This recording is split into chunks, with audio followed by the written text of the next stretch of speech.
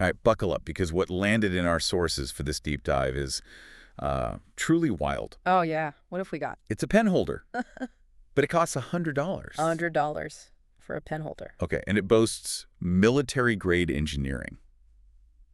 I mean, who actually makes something like that, and, why? That does sound pretty extreme.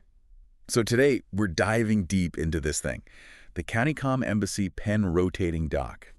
It sparks all sorts of questions, doesn't it, about over-engineering, niche marketing, and really what counts as practical desk organization for you, the listener. Absolutely. And I think our mission today is to kind of connect those, impressive claims and this backstory to its actual real-world use. Yeah.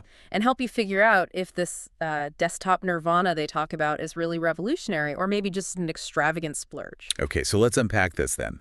The origin story itself is pretty fascinating. Right. CountyComm, they're not your usual desk accessory company.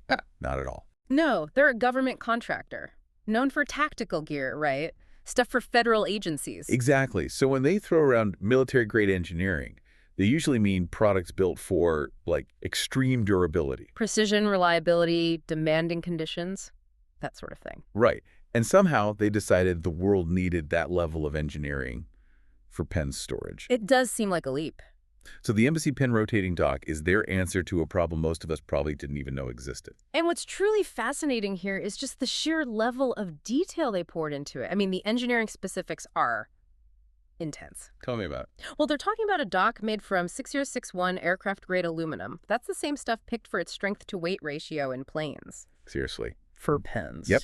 And finished with a Type 3 matte anodized coating, which, typically provides serious corrosion and abrasion resistance for parts in really harsh environments. So it's basically indestructible desk clutter. Pretty much. For a pen holder, it's incredibly robust. And get this, it weighs a surprising 8 ounces. 8 ounces. That's heavier than my smartphone. Heavier than most smartphones, yeah. All for what's essentially a fancy lazy Susan for your pens. Wow. And the Japanese bearing system they mention apparently delivers a buttery smooth spin every single time you reach for a pen. Okay, so it spins nicely. It's almost like they designed it to survive some kind of, desk-based apocalypse, which for a pen holder feels a bit dramatic. Just a touch, yeah. Yeah. Right. And it gets even more specific than just the fancy materials. Mm-hmm. This isn't just any pen holder. It's practically an ecosystem built around their own products. How so? Well, the dock has 10 precision-cut half-inch holes, but they're designed exclusively for CountyComm's own embassy pens. Ah, okay. So if you try and stick a regular Bic in there. Nope. They'll just rattle around like loose change, according to the sources. So it creates this, significant dependency on their brand.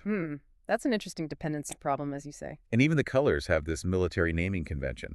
Onyx, black, fire engine red, moss green. Because obviously, plain old black or red isn't tactical enough for premium pen storage. Exactly. It lacks the necessary gravitas, clearly. So this brings us neatly to their marketing strategy, which is equally intriguing. Go on. CountyComm positions this as a limited production run, and they have this stark warning: when they're gone, they're gone. The classic scarcity tactic. Exactly. It creates what the sources call artificial scarcity, limiting supply to make it seem more desirable, and manufactured urgency. That now or never pressure. Right.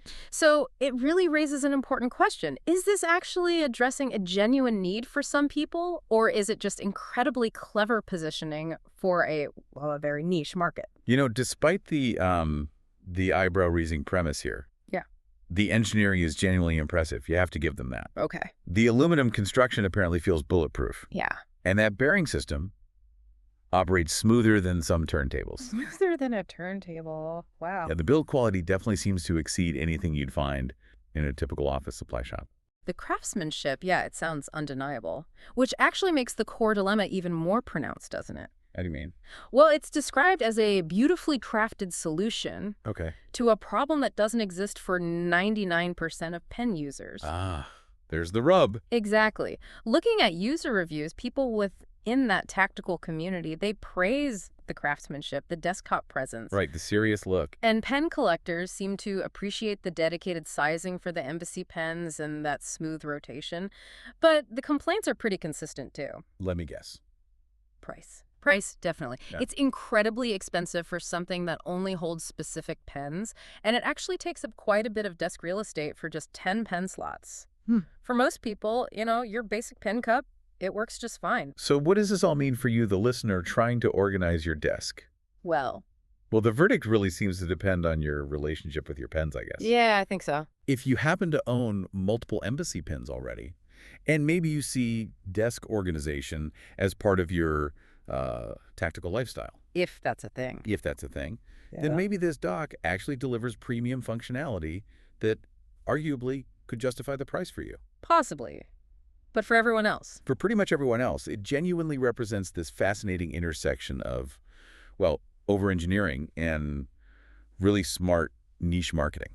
It really is a fascinating look at how extreme precision, stuff usually reserved for critical applications, can kind of trickle down into everyday objects. Yeah, absolutely. So maybe this leaves you with a thought.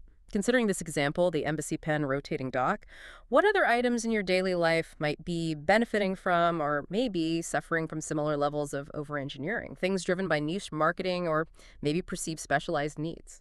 Good question. What do you own that you feel is actually worth its premium price and why?